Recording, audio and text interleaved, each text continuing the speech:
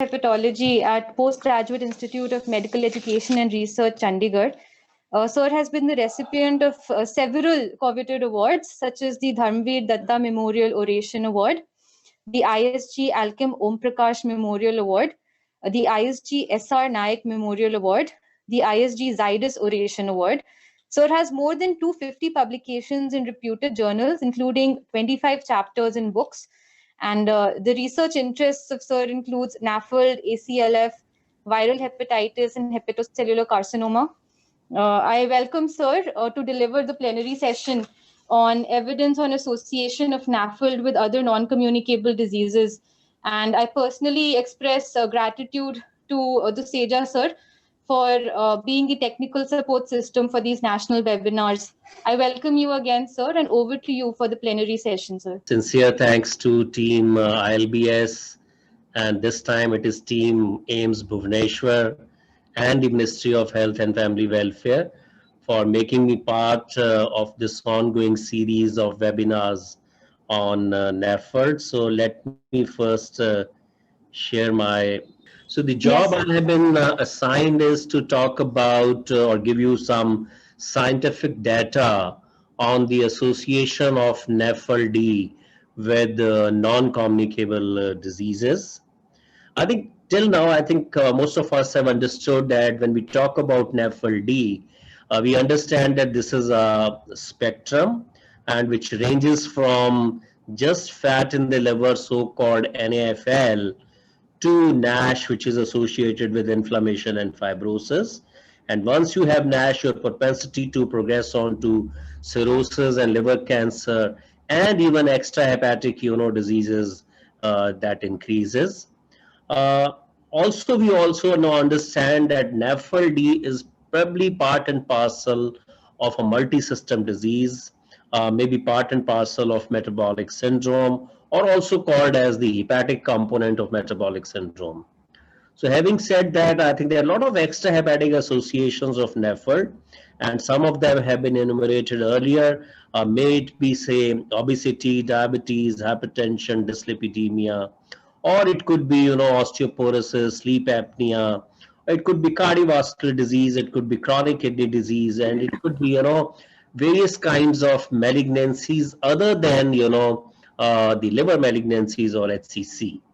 So what I'll do now is to, show you some data on the association or the scientific evidence for the association of NAFLD with these, predominant non-communicable diseases like obesity, diabetes, hypertension, dyslipidemia, and also maybe association with, cardiovascular disease, chronic kidney disease, liver, and the extrahepatic malignancies. I will also show you that the link between the NAFLD and the metabolic syndrome is what we call as bidirectional, which means that if you have metabolic risk factors or if you have metabolic syndrome, your chances of having fatty liver disease certainly goes up.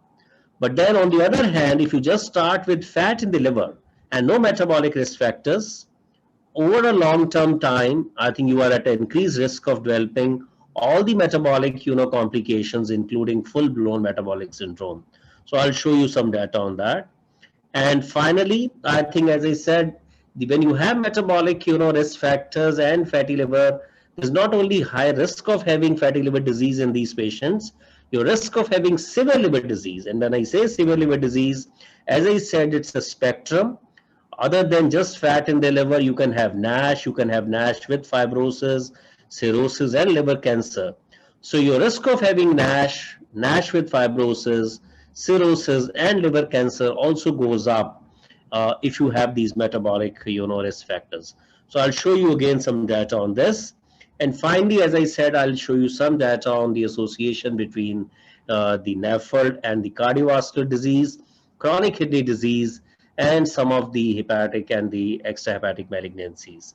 And mind it, when I'll be showing you all this data, I think this will be kind of, the NAFLD is putting these patients at risk of, all these problems independent of sometimes, metabolic risk factors, which means even if, you have metabolic risk factor and if you have fatty liver disease per se probably is putting you at a risk of higher risk of having CVD or cardiovascular disease, chronic kidney disease, and some of these malignancies. So let me start with the kind of data we have for the association of fatty liver with metabolic syndrome. Again, large number of studies are available for this, and this is one of the little oldish but a larger study, so-called the Rotterdam study, around 3,000 participants, and the prevalence of fatty liver disease in one-third, in around 35%. And when they looked at the risk factors for fatty liver disease in them, I think if you look at this, they were all metabolic risk factors. If you have central obesity, which we judge by the waist circumference, your risk of having fatty liver disease goes 5 times higher. If you are diabetic, or even if your blood sugar is say more than 100 fasting, you are 2 times at a higher risk of having fatty liver. And same is true for hypertension, and maybe you are at a 1.5 times higher risk of having fatty liver if your triglycerides are abnormal. The similar kind of data is available from multiple other studies, and I'm showing you just our own data from Chandigarh, where we screened around 1,000 blood donors, and to our surprise, we found that the prevalence of NAFLD in these blood donors, after excluding alcohol and all secondary causes, was 53.5%, which is even higher than most of the parts of the country, where the figures would be close to say 25 to 30%. But what I want to show here is that when we looked at the predictors of NAFLD in these patients, they were nothing but they were all metabolic risk factors. Other than the age, obesity as seen by BMI, central obesity as seen by waist circumference, hypertension, cholesterol, and metabolic syndrome, they were all independent predictors of NAFLD. So as I said, I think there's no denying the fact that the fatty liver disease and the metabolic risk factors or metabolic syndrome is very, very closely associated. Now let's look at some data on the prevalence of NAFLD in patients with metabolic syndrome and its components. So I'll show you some data on the prevalence of fatty liver disease and components like obesity, diabetes, and also, as I said, in full-blown metabolic syndrome. This is again little old study, but again, a study which had patients with kind of severe obesity, rather than calling them as morbid obesity. These days people would prefer to call them as severe obesity. And the indication for bariatric surgery in patients with severe obesity is when they have a BMI of 40 or more, or if they have a BMI of 35 or more with some associated comorbidity. So this is a group which were undergoing bariatric surgery, and during surgery the liver biopsies in them were taken. And look at this, the prevalence of fatty liver disease in these severe obese people was 93%. So this is the severe obesity. And as the components of metabolic syndrome keep increasing, obesity with diabetes, dyslipidemia, your risk of having fatty liver disease may even approach kind of 100%. The second, the risk factor, as I said, would be diabetes. So again, this is one Indian study from down south from Dr. V. Mohan's group. And again, when they looked at overall prevalence in around 500 subjects, NAFLD was around 32%. But when they separately looked at those with diabetes and without diabetes, in diabetics it was around 55%, in contrast to 22% in those without diabetes. Again, telling us that if you have diabetes, your risk of having fatty liver disease goes up. This is again, to sum up, I think rather than going on to the individual studies, I picked up this meta-analysis from Dr. Zubair Yunusi's group. I think 80 studies from 20 countries, 50,000 patients with type 2 diabetes. And look at the figures of prevalence of NAFLD in them. Overall prevalence of NAFLD, you heard earlier, is close to around 25 to 30%. Obviously with variable prevalence at different areas. But in diabetics, in this meta-analysis, they found that the prevalence of fatty liver disease was close to around 56%, which is almost double than the general population. Finally, I think, as I said, if you have a full-blown metabolic syndrome, what is the figures for NAFLD? Again, this is one meta-analysis from Europe. Again, very large number of studies, 20 studies. Both in adults and adolescents. I think the overall prevalence of NAFLD was again close to around 26%. But when they looked at two different groups with or without metabolic syndrome, the metabolic syndrome, the prevalence was 75% versus 17 or 18% in those without metabolic syndrome. I think this very clearly shows us that if you have metabolic risk factors, even if you don't have, say, full blown metabolic syndrome, your risk of having fatty liver disease certainly goes up. Let's look at it from another angle, that how common are metabolic risk factors in patients with NAFLD. Patients with obesity, patients with diabetes, they usually will go to diabetic clinic or endocrinology OPDs or endocrinology clinic, right, or maybe obesity specialists, right? But then the patients who visit us in hepatology clinics or liver clinic or in the gastroenterology clinics would be those who are incidentally, found to have fatty liver on ultrasound, or incidentally have been found to have, elevated transaminases on maybe whatever checkup, and then they are worked up and they are found to have fatty liver, and they usually would come to you. So if you look at, prevalence of metabolic risk factors in them, what is the data? So again, for the sake of time, I'm showing you this very large data from our country. This is our data of the Indian Consortium on Non-Alcoholic Fatty Liver Disease. We call it as ICON-D. This is an ongoing study in India, which is involving 40 centers across the country. And this was our interim analysis, which we presented this year in the APASL meeting of around 4,300 patients. And the idea of showing you this is that if you look at the metabolic risk factors in them, I think but for around 10, 11%, those who were lean out of these 3,500 people where we had the anthropometry data, rest all were overweight or obese. Rather, 73% of them were obese as per the Asia Pacific cutoffs. When we looked at the metabolic risk factors, at least one metabolic risk factor was present in 93% of patients, which is a huge, almost everybody kind of having a metabolic risk factor. And the full-blown metabolic syndrome was seen in around 43%. And of all the metabolic risk factors of the metabolic syndrome, I think the attendees would know that. I think where there are 5 components of metabolic syndrome, the central obesity, which is around 83 or 84%, was the commonest metabolic risk factor in these patients. Now, let's start again look at from another angle, which I said that suppose you have a patient with fatty liver and you have screened him for all metabolic risk factors and there is none, which means there is no diabetes, no obesity, nothing. So you're starting with fatty liver. What happens to these patients over a long term? Do they tend to develop metabolic risk factors? Are they at a higher risk of developing metabolic risk factors or metabolic syndrome? The answer is yes. And what is the data on this? Again, I have picked a few studies.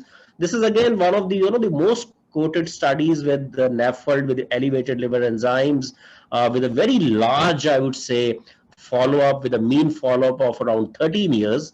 Numbers is not very large, but all biopsy proven 130 patients followed up for a mean period of 13 years. But the point of interest here is when they started, only 8.5% of them had, evidence of diabetes, type 2 diabetes. But at the end of the study, that is at the 13 years mean follow-up, look at this. At the end of 13 years, they had patients, 88 patients still available with them. 69 of them, which is around 78% of them, had developed diabetes or impaired glucose tolerance, which tells you that even if at the beginning you don't have, say diabetes or metabolic risk factor, over a period of time, you are at a higher risk of developing all these complications. And then again, there are large number of other studies which have shown the similar kind of what we call the development of incident, diabetes mellitus over a period of time in patients with fatty liver. And these are the large number of studies, as I said, which have shown this.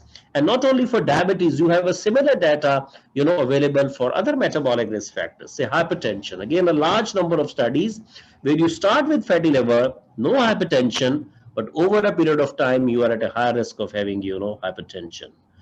And then not only hypertension or diabetes, I think you are also at a higher risk of, developing full-blown metabolic syndromes. I picked up this again, one, meta-analysis, again, large number of patients, around 81,000 participants from 8 studies, median follow-up of around 5 years.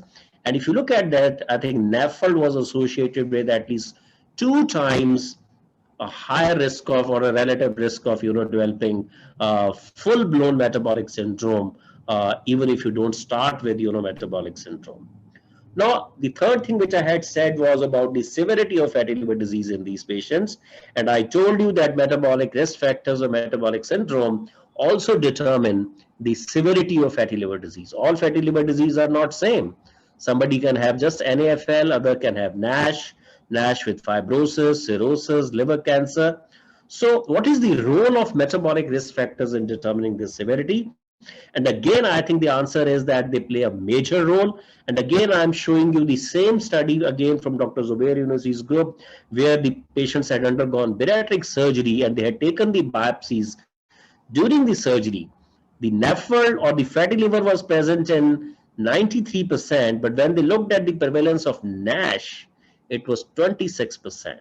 So 26% in obese people, NASH, I think is a huge figure, because in general, I think in general population, the NASH would be maybe just 5-10%. And then if you look at the advanced fibrosis, again, it's around 10%.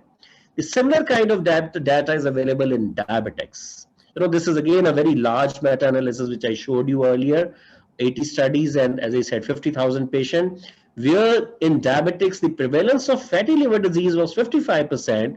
But when you look at NASH, which is the severe form of fatty liver disease, it was 37%. And the advanced fibrosis was 17%. These figures are, much higher than the usual prevalence of NASH and advanced fibrosis, what we see in general population. So I think the diabetes, obesity, I think they're putting you at a higher risk. And again, there are a large number of studies. The time doesn't permit me to show you all that data.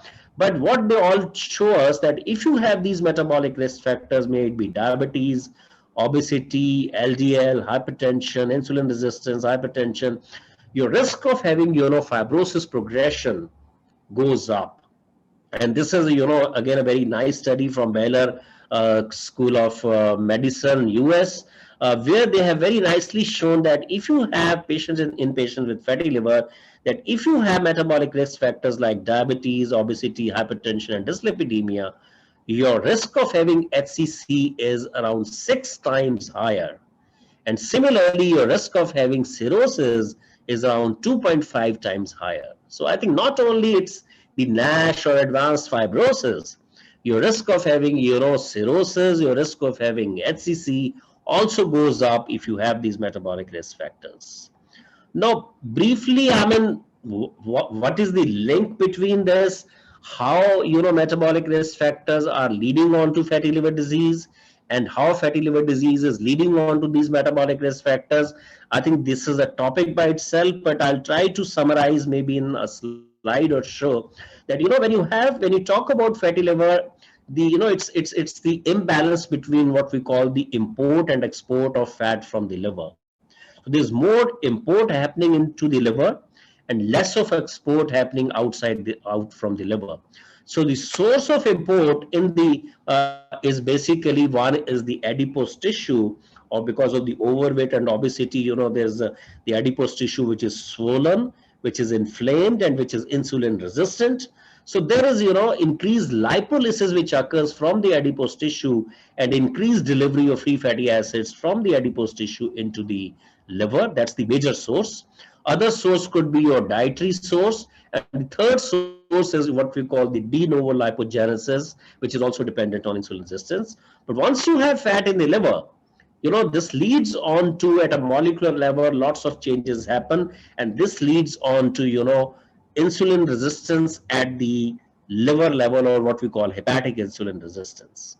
And once you have insulin resistance in the liver, the normal function of the insulin in the liver is to, inhibit the glucose production in the liver and store the glucose as glycogen, right?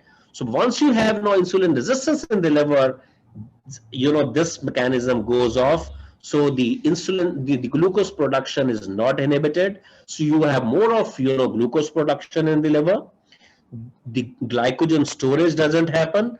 and there's more of glycogenolysis which happens. So end result is that there is increased, glucose which comes in the circulation, so leading on to hyperglycemia, which leads on to control that increased secretion of insulin from the pancreas, leading on to hyperinsulinemia, and ultimately, the pancreas would get exhausted, and that would lead on to a stage of, type 2 diabetes, right? I think as pointed by Professor Serene earlier, that now people believe that, diabetes is not a pancreatic disease, but a liver disease. And once you have this hyperglycemia and hyperinsulinemia, it's not only the diabetes, it is affecting various other organs. And that is, as I said, why there is increased risk of cardiovascular disease, because there is a endothelial damage happening because of this. A lot of coagulation parameters get abnormal, right? Your muscle gets affected. So, this ultimately leads on to chronic kidney disease, cerebrovascular disease, cardiovascular disease, your atherosclerosis, and all these, things they follow. Maybe we can discuss more this on the discussion, but finally I'll show you some data about the association of NAFLD with the cardiovascular disease, chronic kidney disease, and some of the malignancies. Again, the time doesn't permit me to show you the whole data, but to sum up, for the sake of postgraduates, if there are any who are attending it, the message would be that the most common cause of death in patients with fatty liver disease is not liver disease. It is cardiovascular disease. The second most common cause of death in them is malignancy. And it is the third number where the liver disease comes in as a cause of death in them, which itself tells us that, cardiovascular disease and NAFLD are so, and the malignancy are so commonly, associated.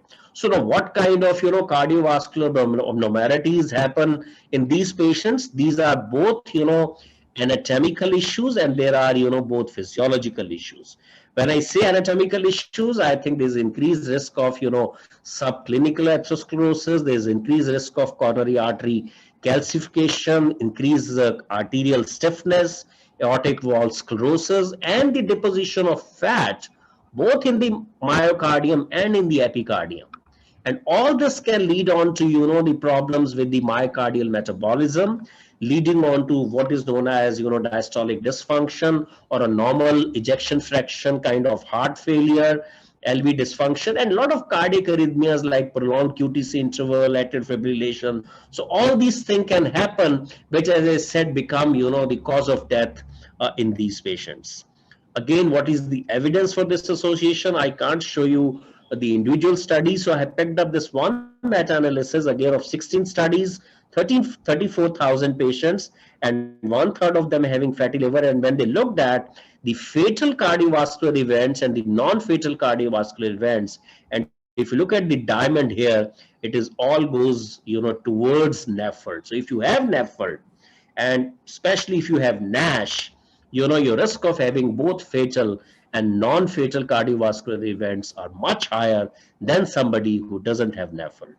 And the same kind of data is available for chronic kidney disease. Again, I have picked up on this large meta-analysis of 63,000 participants, 33 studies. And again, if you look at this, NAFLD is putting you at a higher risk of CKD. And within the NAFLD, it is, NASH and the advanced fibrosis, which is putting you maybe at a 2.5 or maybe 3 times higher risk of having chronic kidney disease in contrast to somebody who doesn't have NASH or advanced fibrosis. This is again a small work which we did at the institute. We took 100 patients with NAFLD and assessed their severity with FibroScan and various other parameters, and we looked at their microproteinuria and macroproteinuria, and also calculated their eGFR, and we found that around 30% of these patients had impaired renal function. And when we looked at the predictors of this impaired renal function, other than the diabetes and the other metabolic factors, the raised transaminases and advanced fibrosis on transnatal elastography or FibroScan, which means the severity of liver disease, was one of the major determinant of the impaired renal function in them. Finally, coming to the malignancies, we all understand that NAFLD is an important risk factor for HCC. This is again our recent data published, where we have shown that around 20% of our patients with HCC are related to NAFLD, and we have also shown that over a period of 10 years, this figure of NASH as a cause of HCC is increasing. And the second thing we have shown in this study is that of all, we had around, out of these 800 patients of HCC, 850 to be precise, I think around 104 patients were non-cirrhotic HCC, which means they had HCC without cirrhosis. In them, 50% were related to hepatitis B, and rest 50% were related to NASH, which means that after hepatitis B, the second most important cause for HCC in a patient who doesn't have cirrhosis is nothing but NASH. So, and the final message is about the extrahepatic malignancies. Again, I have picked up this one meta-analysis, 10 studies with very large number of 182,000 individuals, median follow-up of around 6 years, and over a period of this follow-up, around 8,500 patients developed extrahepatic cancers at various sites.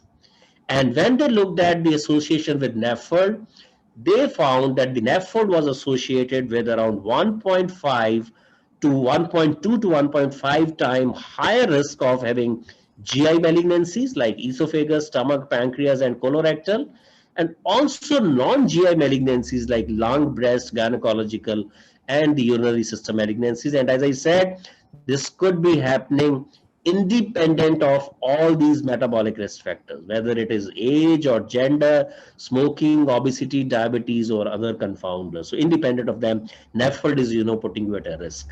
But all the good news is that all this is preventable. There is good data to say that if you prevent these metabolic risk factors or you control these metabolic risk factors, you can decrease the severity of that you can decrease the mortality in these patients, and especially the cardiovascular mortality, and the all-cause mortality can come down if you control metabolic risk factors in these patients.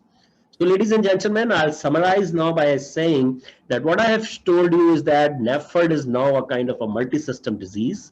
It has a lot of extrahepatic associations, and it is very closely associated with non-communicable diseases, and that is the reason now that the NAFLD has now been integrated into a national program associated with the NCDs. As I said, I told you there is a bidirectional link between the NAFLD and metabolic syndrome. And when we say bidirectional link, it means that patients with metabolic syndrome or its individual components like obesity and diabetes, they are at a higher risk of having fatty liver disease. But on the other hand, if you start with only fatty liver and no metabolic risk factors, over a period of time, your risk of developing metabolic complications, including diabetes, hypertension, and full-blown metabolic syndrome, that goes up. I also showed you data that metabolic risk factors increase the severity of fatty liver disease. So if you have metabolic risk factors, your risk of having not only fatty liver disease goes up, but risk of having NASH with fibrosis, cirrhosis, liver cancer, everything goes up. And finally, I showed you the relationship between the NAFLD and the cardiovascular disease and the events, chronic kidney disease, and both hepatic and extrahepatic malignancies. But the good news, as I said, is that this is all preventable. If you, control the metabolic risk factors, I think you would reduce not only the all-cause mortality, and the cardiovascular mortality also goes down. So thank you very much for your kind attention, and I'll stop